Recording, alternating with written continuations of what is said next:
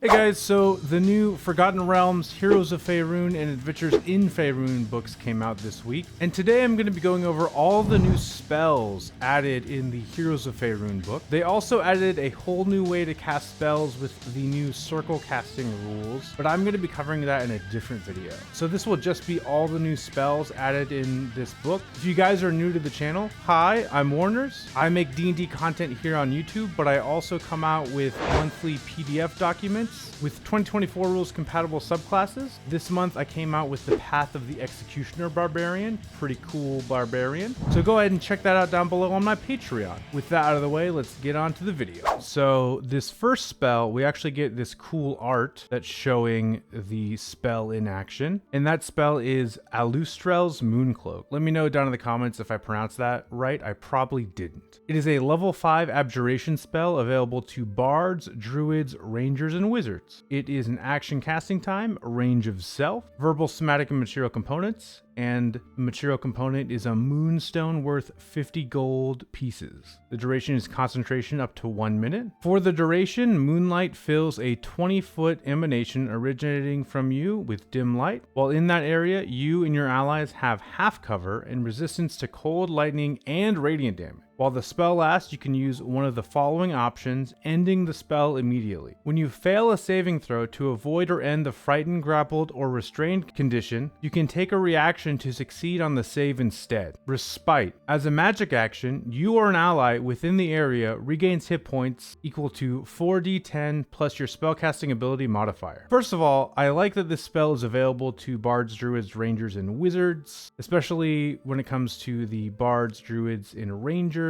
These are classes that don't get access to many good abjuration spells, in my opinion. Concentration up to a minute. 20-foot emanation is pretty big. You get half cover. If you guys are unfamiliar with what half cover is, you get a +2 bonus to armor class and dexterity saving throws. So that's pretty beneficial, especially because it can affect all of your allies. It's essentially like having an AoE Shield of Faith that also adds +2 to dexterity. And then you also gain resistance to cold, lightning, and radiant. Those don't come up super often, but because you get all three, that's a pretty nice collection of resistances to have. And then the two options, Liberation and Respite. Liberation, I feel like, is very, very niche because it's 3 very specific conditions. It's definitely not a reason to cast this spell, but if you already have this spell up anyway, and you're gonna get grappled, frightened, or restrained, depending on what you're fighting, it might not even be worth it to end the spell just for that because of the other benefits you're getting from the spell, in my opinion. But maybe you're fighting something very scary, and if you're grappled by it, it's real bad news. So I like that it's just an option. And then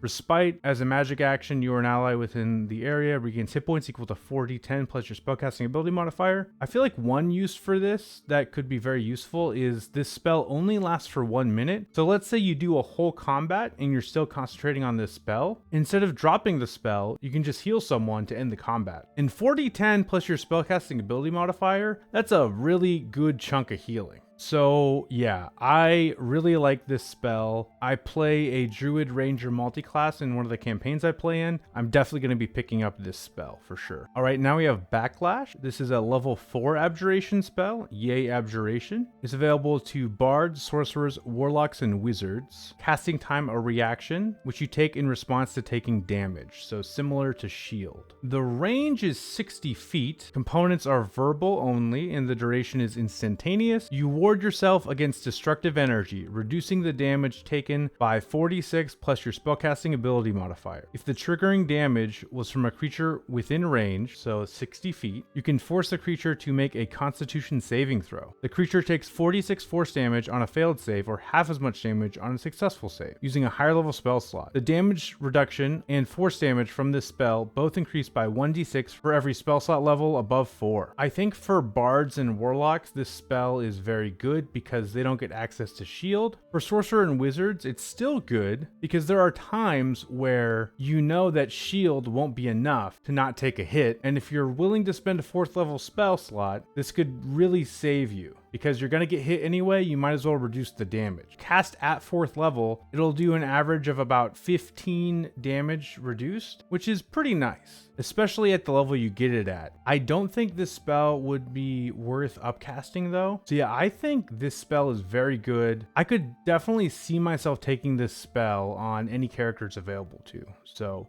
yeah, really great spell. All right, so now we have Blade of Disaster. This is actually a reprint of a spell that was in Icewind Dale, Rime of the Frost Maiden, and I think it also made it into Tasha's Cauldron of Everything. It's actually a spell that I did take in 2014 for my Warlock, and I really liked it. I had it on a Elven Accuracy build, and it was real nice with that setup. I'm gonna briefly go over the old version though, and then tell you what changed. First, I'll state, for a 9th level spell, it does a lot of damage, but a lot of other 9th level spells are better, but I still really like this because I like to do a lot of damage. So it's a 9th level spell, casting time bonus action, range 60 feet, verbal somatic components, duration 1 minute, and it's concentration, school conjuration, and you create a blade-shaped planar rift about 3 feet long in an unoccupied space you can see within range. The blade lasts for the duration. When you cast this spell, you can make up to 2 melee spell attacks with the blade, each one against a creature, loose object, or structure within 5 feet of the blade. On a hit, the target takes 4d12 force damage. This attack scores a critical hit if the number on the d20 is 18 or higher. On a critical hit, the blade deals an extra 8d12 force damage for a total of 12d12 force damage.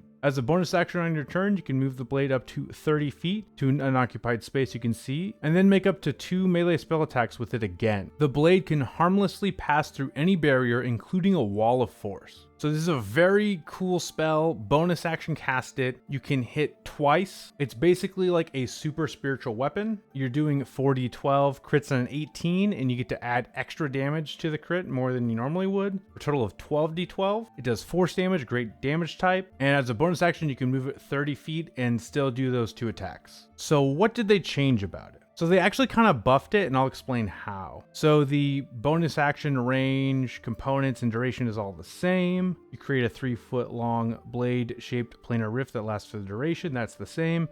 The rift appears within range in a space of your choice. You can immediately make up to 2 melee spell attacks, each one against a creature or object within 5 feet of the rift. On a hit, the target takes 10d6 force damage. This attack scores a critical hit if the number on the d20 is 18 or higher. As a bonus action on your later turns, you can move the rift up to 60 feet and repeat the 2 attacks against a creature or object within 5 feet of it. You can direct the attacks at the same target or at different ones. The blade can harmlessly pass through any barrier, included ones created by spells like Wall of Force. So what they did here is they kind of buffed and nerfed the damage. So the base damage is actually higher. If you do the math, 4d12 is around an average of 24 damage, but 10d6 is an average of about 30 damage. So it does a little bit more damage on average, but they got rid of the extra dice on a critical hit. So it on average will be doing more damage than it used to, but it won't have any special crit rules. So it doesn't add any extra damage when you crit, but it still has a expanded crit range.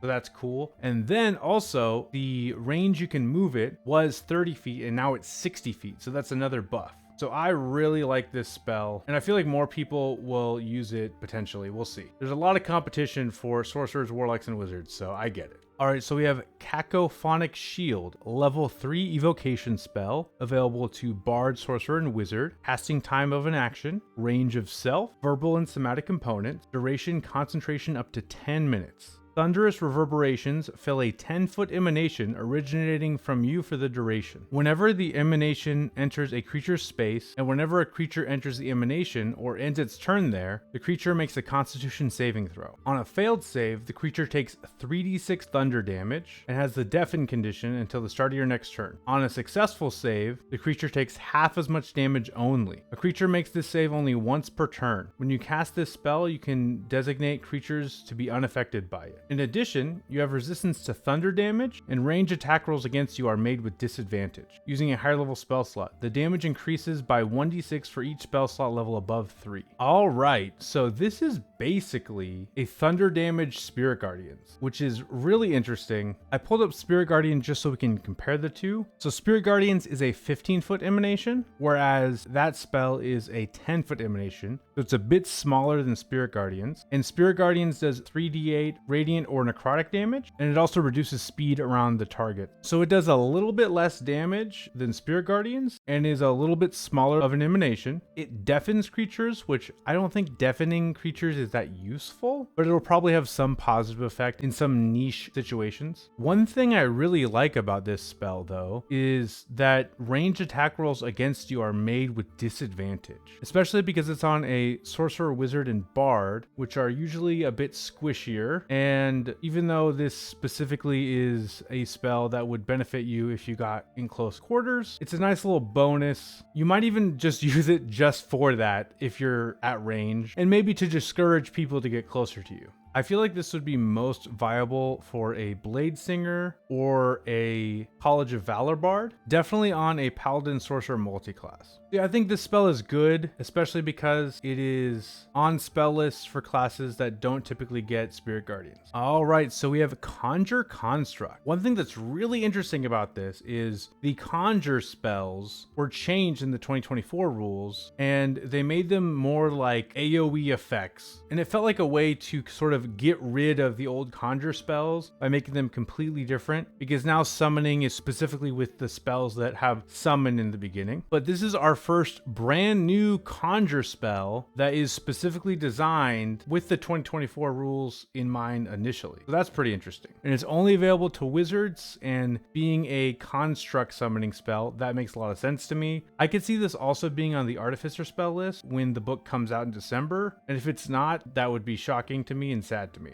So Conjure Constructs, level 3 conjuration spell for the wizard, casting time 1 action, range 60 feet, components verbal somatic material component being a brass cog, duration concentration up to 10 minutes. You conjure a group of intangible, orderly spirits that appear as a medium group of modrons or other constructs in an unoccupied space you can see within range. The spirits last for the duration. That's kind of funny, robot spirits, but you know, it's D&D, why not? When you cast this spell and as a magic action on subsequent turns, you can command the spirits to target one creature or object you can see within 5 feet of the spirits and create one of the following effects. Clockwork Force. The target makes a dexterity saving throw, taking 3d6 force damage on a failed save or half as much damage on a successful one. Orderly Ward. The target gains temporary hit points equal to 1d6 plus your spellcasting ability modifier. When you move on your turn, you can also move the spirits up to 30 feet to an unoccupied space you can see. Using a higher level spell slot, the damage and temporary hit points both increase by 1d6 for each spell slot level above 3. Alright, so you're a wizard. When you get this spell, you're a level 5 wizard. This is a concentration spell that if you want it to do anything, it costs your full action to use it. With your full action, you can either give someone around 7 temporary hit points, or you can do 3d6 damage, which will be quickly outpaced by cantrips.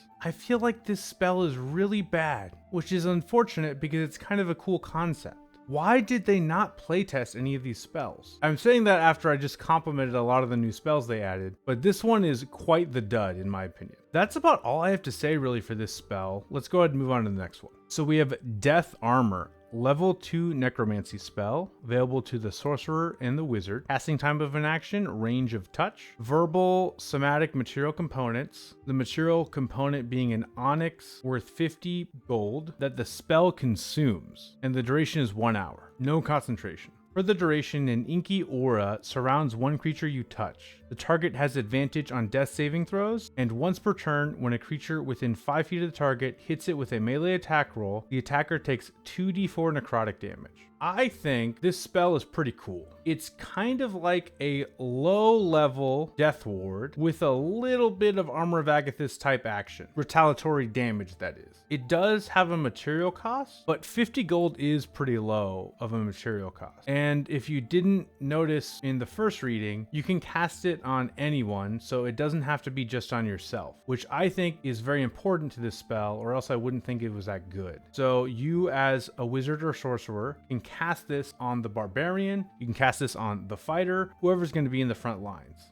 They're going to have advantage on death saving throws for an hour, which is really long duration. And once per turn, they do a little bit of damage if they get hit, average of about 4 damage. So not great damage. And it specifically says only once per turn. So if they get hit with a multi-attack, it's not going to do more damage. But this is also a level 2 spell. Advantage on death saving throws is really good because death saving throws, you only need to get a 10 anyway. So yeah, I feel like this will help a lot with survivability. And I think it might be worth it, even if it didn't have the retaliatory damage aspect to it. But if you happen to be in a campaign where it's hard to find gold, this spell is definitely not as good. All right, so we have Diryan's Helpful Homunculi, level 2 conjuration spell available to clerics and wizards. Casting time of an action or a ritual, range of self, components verbal somatic material component being powdered gemstones worth 100 gold plus, which the spell consumes, and 1 set of artisan tools with which you have proficiency. Duration 8 hours. You summon a group of helpful spirits which last for the duration. The spirits appear as homunculi or as another construct of your choice, but are intangible and invulnerable, and they are considered to have proficiency in the Arcana skill and with the set of artisan tools used in the spell's casting. If you are crafting an item, the spirits function as a single assistant for your crafting, having the crafting time. Okay, I really like this spell. If your DM didn't add bastions to your campaign, this is a way for you to get the benefit of bastions without having to have a bastion. I have a whole video ranting about how I don't like the update to the new crafting rules because it relies so much on bastions, and this is kind of a little fix. Again, it's only available to clerics and wizards, so that's a bit unfortunate. But if you're interested, by the way, I actually have a whole free document of my homebrew crafting rules down on my Patreon. I'll have the link specifically in the description. But yeah, it's a completely free document, and it's mostly about speeding up crafting times depending on your campaign's pacing. But yeah, I would say this spell's really good because some crafting times in this game are just ridiculous, and you're probably never going to be able to craft most items in most campaigns. So yeah, I like this spell. All right, so we have the first spell that has a circle casting alternative way to cast it. I'm not going to go over the circle casting augmentation of the spell because I'm going to go over that in a separate video later on. I'm just going to go over if you cast the spell normally, okay? So we have Dirge, level 6 enchantment spell, available to bards and clerics, casting time of an action, range of self, components verbal, duration concentration up to 1 minute. Deathly power fills a 60-foot emanation originating from you for the duration. When you cast this spell, you can designate creatures to be unaffected by it. Any other creature can't regain hit points while in the emanation. Whenever the emanation enters a creature's space, and whenever a creature enters the emanation or ends its turn there, the creature makes a Constitution saving throw. On a failed save, the creature takes 3d10 necrotic damage and has the prone condition. On a successful save, the creature takes half as much damage and its speed is halved. A creature makes the save only once per turn. Alright, so as a base spell, I think this spell is pretty good, but it's a little pricey for the spell slot, being a level 6 spell slot. A 60-foot emanation is very large though. That's a 120-foot diameter. Being able to stop healing is pretty good, but it's not as good as you'd think because a lot of creatures aren't even going to be healing themselves anyway. 3d10 isn't a ton of damage, especially at the levels you're going to be casting a level 6 spell, but they also get the prone condition, which prone can be very good. And even if they succeed on the save, they're going to take half damage and their speed is still halved even if they succeed. So no matter what, you're doing half damage, and no matter what, their speed is halved. So that's actually really good depending on your build and depending on your party composition. It being a 60-foot emanation, if you cast that spell right up close to the enemies, it's going to be very hard for them to get out of this emanation. So even if they succeed on the first saving throw, they might not succeed on the next. And so this is kind of an interesting half control, half damage spell, and I think it's really good, but maybe a bit pricey for its level. Alright, we have Doomtide, level 4 conjuration, available to bards, clerics, and warlock, casting time of an action, range 120 feet. Components verbal somatic material, the material component being soot and a dried eel. Duration concentration up to 1 minute. You create a 20-foot radius sphere of inky fog within range. The fog is magical darkness and lasts for the duration or until a strong wind, such as one created by a gust of wind spell, disperses it, ending the spell. Each creature in the sphere, when it appears, makes a wisdom saving throw. On a failed save, a creature takes 5d6 psychic damage and subtracts 1d6 from its saving throws until the end of its next turn. On a successful save, a creature takes half as much damage only. A creature also makes this save when the sphere moves into its space, when it enters the sphere, or when it ends its turn inside the sphere. A creature makes this save only once per turn. The sphere moves 10 feet away from you at the start of each of your turns. Alright, so this is similar to like the Cloud Kill spell, and also has a little bit of Synaptic Static. It's basically a Synaptic Static Cloud Kill baby, but a 4th level spell, and I think that's really cool. 20-foot radius sphere, so remember that's a 40-foot diameter. And then each creature in the sphere, if they fail, they take 5d6 psychic damage, which is pretty good psychic damage, but then also they subtract 1d6 from all their saving throws, including the next saving throw they do against this spell if they stay in the sphere. One strategy that you could also use with this spell that I think is maybe a little hard to notice at first is it says the sphere moves 10 feet away from you at the start of each of your turns. So that's at the start of each of your turns. If you see the enemies running in a specific direction, you could move yourself after you cast the spell so that it specifically goes in the opposite direction of wherever you're standing. So you kind of have a weird way to control it in a way, but it's a very like specific way. So yeah, I feel like that's pretty cool. And it being a 4th level spell, I feel like that's a pretty appropriate spell level for this sort of ability. I really like this spell. And I like that it's available to bards, clerics, and warlocks. If you're against a druid though, probably don't cast this spell. They're going to be able to get rid of it with a level 2 spell. So that kind of sucks.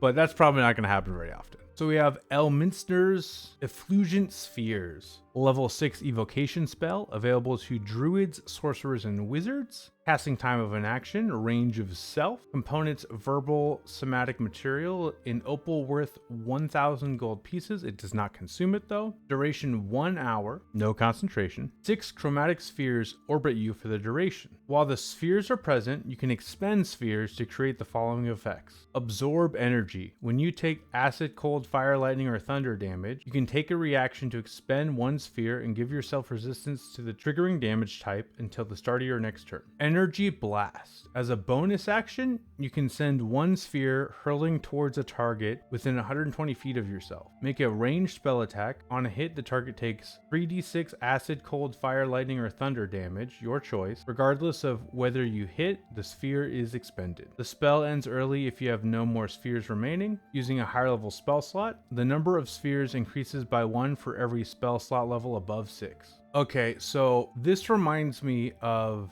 Crown of Stars and Absorb Elements if they had a baby. So Absorb Energy is obviously the thing that's like Absorb Elements. It does the exact same thing as Absorb Elements, but for one orb, you don't just get resistance to one instance of damage. It's for a whole round that you gain this resistance to that specific damage type. So that's cool. And then Energy Blast, it's a bonus action and you get to do 3d6. Isn't a lot of damage, but remember this is a bonus action ability. So you can use your action to cast another spell. And then as a bonus action, you can cast this. The initial casting is an action, but remember it also lasts for a whole hour. So you could cast this before combat. You have the orbs floating around you. This is also a spell slot lower than Crown of Stars. So it does less damage than Crown of Stars, but it is a spell slot lower. And then you also get the effects of Absorb Elements. And you get 6 of these spheres. That'll last you at least to combat in my opinion. And I probably wouldn't upcast this. So yeah, but I like this spell. I think it's pretty good. All right, we have Elminster's Elusion. Level 2 Abjuration spell available to only wizards. This would also be available to bards later. That's true for all the spells that are only wizards, by the way. I forgot to mention that. Casting time bonus action, range of self, components verbal and somatic, duration concentration up to 10 minutes. Arcane wards protect you against magic for the duration. You have advantage on saving throws against spells and magical effects. Additionally, if you succeed on a saving throw against a spell or magical effect and would normally take half as much damage, you instead take no damage.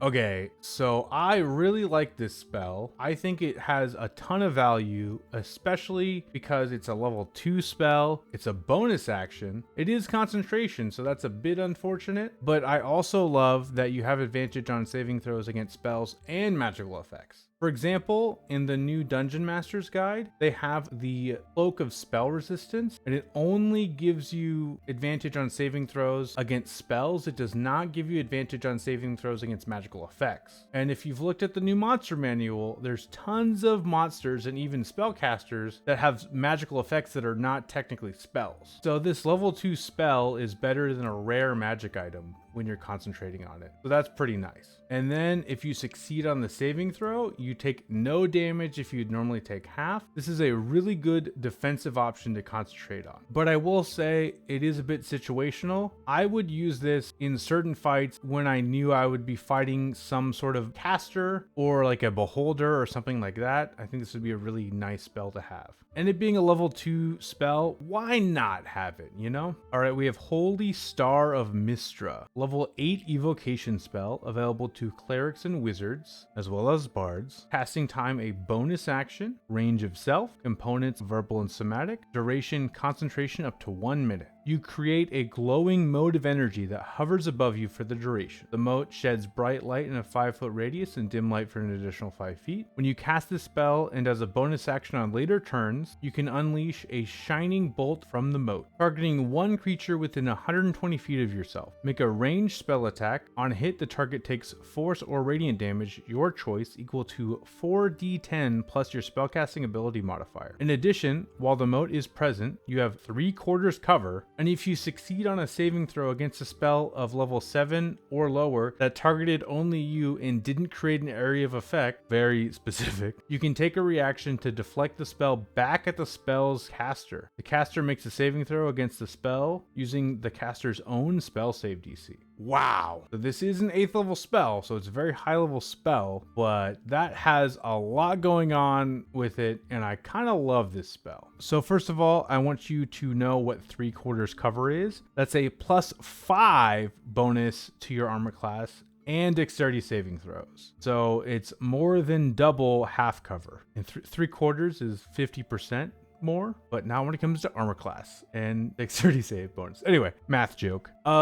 Like I mentioned earlier with Crown of Stars, this is also a spell level higher than Crown of Stars. This is basically a souped up Crown of Stars. Unlike Crown of Stars though, it does require concentration, but that's okay because the effects it gives you are much greater than Crown of Stars. So yeah, you get to bonus action do a ranged attack that does force or radiant damage, your choice. 4d10 plus your spellcasting modifier, that's pretty good damage. You get a big bonus to your armor class and dexterity saves. And then you have a feature that is very specific, I will say, but you have a feature that can deflect spell effects back on the casters. This spell is good against basically anything you're fighting because the AC bonus would be great against any sort of melee encounter. If you're fighting a spellcaster, the dexterity save bonus is great. And then of course the spell reflection ability is great. It does good damage and the casting time is a bonus action. I don't know what else to say. This is a great level 8 spell. I love it. All right, we have Laeral's Silver Lance, a level 3 evocation spell available to clerics, sorcerers, and wizards. Casting time in action, range of self, verbal somatic material being a silver pin worth 250 gold pieces. Duration instantaneous. Silver energy bursts from you in a 120-foot long, 5-foot wide line. Each creature of your choice in the line makes a strength saving throw. On a failed save, a creature takes 3d10 force damage and has the prone condition.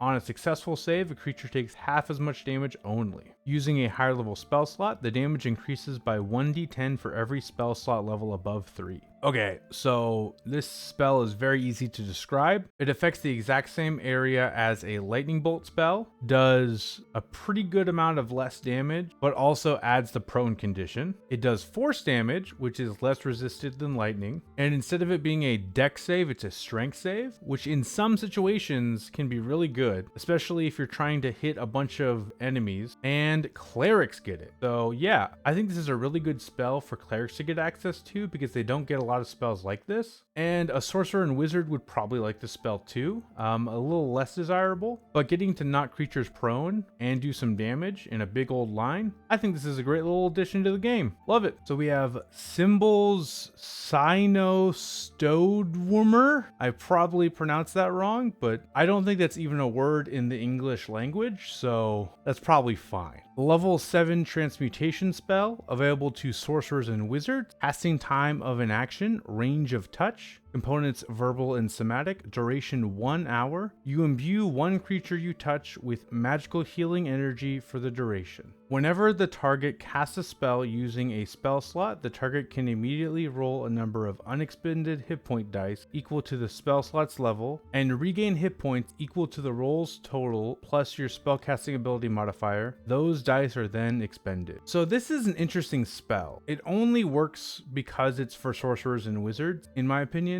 It's basically a way for you to heal yourself or other spellcasters when they cast spells. So how it works is you put it on a creature, which can be yourself, and then let's say you cast Fireball at 3rd level. You can then take 3 hit point dice, roll them, add your spellcasting ability modifier, and heal yourself for that amount while you're casting Fireball for no extra action economy. But you do use those hit dice. As long as you're not in a campaign that has a ton of short rests, or if it's towards the end of the day and you haven't expended your hit dice, this is a pretty nice way to get some healing as a caster. And it is non-concentration and lasts for an hour, so that's also pretty nice. So yeah, I think this is a good option, but I probably wouldn't take it all the time. But I like that they added this to the game. Very good spell. So we have Songal's Elemental Suffusion, level 5 transmutation spell, available to druids, sorcerers, and wizards. Casting time of an action, range of self, components verbal, somatic, and material, a pearl worth 100 gold pieces, duration concentration up to a minute. You imbue yourself with the elemental power of genies. You gain the following benefits until the spell ends. Elemental immunity. When you cast this spell, choose one of the following damage types: acid, cold, fire, lightning, or thunder. You have resistance to the chosen damage type. That's named poorly. It's called elemental immunity, and it gives you elemental resistance. They should have named this elemental resistance. I digress.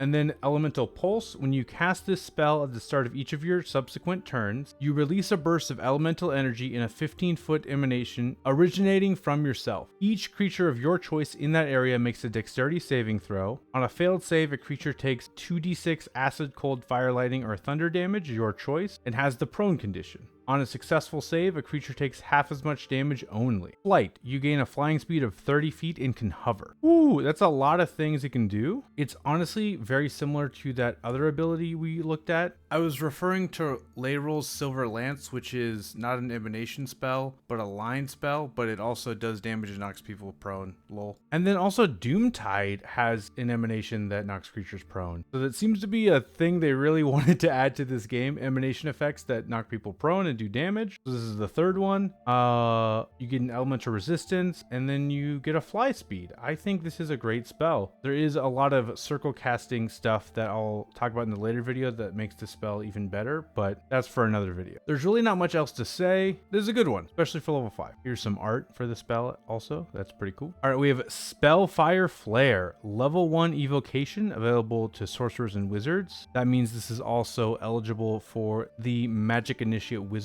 feat. Casting time of an action, range 60 feet, components verbal, somatic, duration instantaneous. You unleash a brilliant fire. Make a ranged spell attack against a target within a range. A target gains no benefit from half cover or 3/4 cover for this attack roll. On a hit, the target takes 2d10 radiant damage. Using a higher level spell slot, you create an additional blast for each spell slot level above 1. You can direct the blast at the same target or a different one. Make a separate attack roll for each blast. So this is basically a radiant damage Scorching Ray that is one level lower, but it scales in a very similar way to Scorching Ray. I think Scorching Ray initially has 3 though. This initially has 1, but then you can get up to basically 9. You're probably not casting this at 9th level, but technically you could. It also is radiant damage, which is a really good damage type, much better than fire that Scorching Ray has. And it ignores half cover and 3/4 cover, so you wouldn't need to get the spell sniper feat or anything like that. And this spell would already be doing that effect. I think this is a really good spell. 2d10 radiant damage is pretty nice for a first level spell as well. So all around, like this one. All right, we have Spellfire Storm. This is a level 4 evocation spell available to sorcerers and wizards. Casting time of an action, range 60 feet, components verbal somatic, concentration up to 1 minute. You conjure a pillar of spellfire in a 20-foot radius, 20-foot high cylinder centered on a point within range. The area of the cylinder is bright light, and each creature in it, when it appears, makes a constitution saving throw, taking 4d10 radiant damage on a failed save, or half as much damage on a successful save. A creature also makes this save when it enters the spell's area for the first time on a turn or ends its turn there. A creature makes this save only once per turn. In addition, whenever a creature in the cylinder casts a spell, that creature makes a constitution saving throw. On a failed save, the spell dissipates with no effect, and the action, bonus action, or reaction used to cast it is wasted. If that spell was cast with the spell slot is not expended. Whenever you cast this spell, you can designate creatures to be unaffected by it. So this is kind of like a spell that was introduced in the new player's handbook. Storm of Radiance, I'm pretty sure it's called. So yeah, it's a cylinder, 20-foot radius, 20 feet high, 4d10 radiant damage. And then if they want to cast a spell, con save. If they fail, they don't get to cast a spell and they waste the whatever action they used. Yeah, so Jalarzi's Storm of Radiance, it is a 10-foot radius, 40-foot high cylinder. Creatures are blinded and deafened, and they can't cast spells with a verbal component, and it does 2d10 radiant damage and 2d10 thunder damage. So it does the same damage dice, but it's split between Radiant and Thunder. So it's similar but different. This blinds and deafens creatures, and they just can't cast verbal spells, which is most spells are verbal spells. And this is available to warlocks and wizards, so that's cool that warlocks get it. But if you're a wizard, I don't really know which one you want to pick, because Jalarzi's Storm of Radiance is 1 slot level higher than this. It's a 5th level spell. This is a 4th level spell. It's going to do the same damage, and this could prevent any spell from not being able to be cast. Whereas Jalarzi's Storm of Radiance just prevents all verbal component spells from being able to be cast at all. And Spellfire Storm is a bigger radius than the higher level spell Jalarzi's Storm of Radiance. So yeah, that's kind of interesting. Very similar spells, and I don't really know which one is better. Honestly, I think Jalarzi's Storm of Radiance is a little bit better because the blinded condition can be very detrimental. Either way, I like this spell though. I think it's a good spell. It'll be nice for sorcerers since they don't get Jalarzi's Storm of Radiance. But yeah, good one. All right, this spell I really like. I'm definitely going to pick it up on my druid. It's very odd thematically in my opinion, but also super awesome. So we have Syluné's Viper, level 3 conjuration spell available to druids and wizards. Casting time, bonus action, range of self, components, verbal somatic material, a snake vang, duration 1 hour, no concentration. A shimmering spectral snake encircles your body for the duration. You gain 15 temporary hit points. The spell ends early if you have no temporary hit points left, so it's in a weird way kind of like Armor of Agathis. While the spell is active, you gain the following benefits. You gain a climb speed equal to your speed, and then Venomous Bite. As a magic action, you can make a ranged spell attack using the snake against one creature within 50 feet. On a hit, the target takes 1d6 force damage and has the poison condition to the start of your next turn. While poisoned, the target has the incapacitated condition. Using a higher level spell slot, for each spell slot level above 3, the number of temporary hit points you gain from this spell increases by 5, and the damage of Venomous Bite increases by 1d6. So it says you gain 15 temporary hit points. The spell ends early if you have no temporary hit points left. So unlike the new Armor of Agathis, which says the spell ends early if you have no temporary hit points, this adds left at the end, so I think it specifically means these temporary hit points that you get. But this is a ranged ability, the Venomous Bite ability at least, so you're going to be able to be more likely to keep these temporary hit points because you're going to be able to do attacks range. It has a 50-foot range, which is odd. Normally it's in like categories of 15 to 30. It's like 30, 60, 120, 90, 50 foot range. So kind of weird there. It's fine though. It does force damage, and with no save, they're automatically poisoned until the start of our next turn. And while they're poisoned, the target has the incapacitated condition. So this is a no save incapacitation until the start of your next turn. That's amazing, especially for a 3rd level spell. Again, there's a lot of creatures that are immune to the poison condition, but level 3 spell, you're only level 5. Especially when you get this spell, I think the spells will be really nice. It also does upcast pretty well, basically the exact same as Armor of Agathis, and the damage goes up. So yeah, I think this is a really interesting, good control spell, depending on what you're fighting. So I like it. Then we have the final spell, Ward Away. Level 1 Abjuration spell on the Bard, Cleric, Paladin, and Wizard spell list. That also means it's eligible for Magic Initiate, Cleric, or Wizard. Casting time of an action, range of 60 feet. Components, Verbal Somatic Material, a miniature clay hand. Duration, instantaneous. You hurl a disorienting magical force towards one creature within range.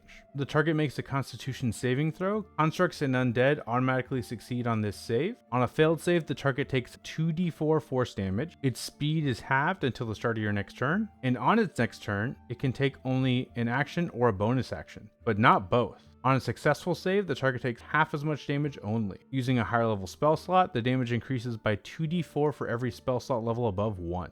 Okay, so it's a level 1 spell. Keep that in mind. So not a very high level spell. It does around 4 damage on average. It is force damage though, which is a not very highly resisted damage type. If they fail, it will halve their speed. And having speed is pretty good if you're trying to make a sort of control caster. And they can only do an action or a bonus action on their next turn. But the thing is, not a lot of creatures actually have bonus action abilities, especially at lower levels. So I don't really know how good this is. I feel like this is definitely more of a situational spell. Basically, you're doing a bit of force damage and you're adding a sort of mini slow spell effect on the target. I think for a 1st level spell, it's fine, and it will probably be used at low levels, but unless you have a very specific situation you're in, I don't know how often you would actually use this spell at higher levels. But it doesn't hurt that it's in the game, so I think it's fine.